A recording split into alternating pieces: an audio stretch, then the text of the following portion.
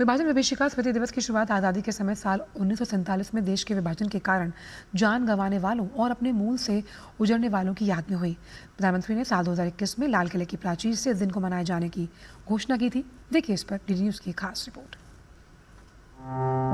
14 अगस्त 1947 वो तारीख है जब भारत को काटकर बांट दिया गया था और भारत के भौगोलिक रूप से 3 टुकड़े कर दिए गए थे, जिनमें से पश्चिमी पाकिस्तान और पूर्वी पाकिस्तान नाम के 2 टुकड़ों को साथ लेकर धर्म के आधार पर एक नया देश बनाया गया, पाकिस्तान।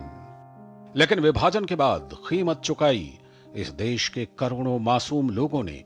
लाखों परिवारों के इन करोड़ों लोगों को अपना घर बार सब कुछ छोड़कर भागना पड़ा। महिलाओं और बेटियों से बलात्कार, लूटमार और नरसंहार की इस पूरी दास्तान को शब्दों में बयान कर पाना बिल्कुल ही मुमकिन नहीं है। जब ये अभागे अपना सब कुछ गंवाकर भारत आए, लेकिन उस समय के भारत के नेताओं से इनको वो सहारा नहीं मिल पाया जो इन्हें मिलना चाहिए था। यहां तक कि समय के साथ धीरे धीरे इनके दर्द के बारे में बातें करना भी बहुत कम हो गया। परंतु पीएम मोदी ने वर्ष 2021 में लाल किले के प्राचीर से एक बड़ा निर्णय लिया।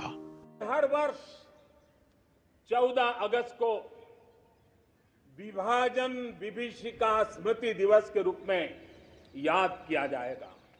जो लोग विभाजन के समय अमानवीय हालात से गुजरे, जिन्होंने अत्याचार सहे, जिन्हें सम्मान के साथ अंतिम संस्कार तक नसीब नहीं हुआ, उन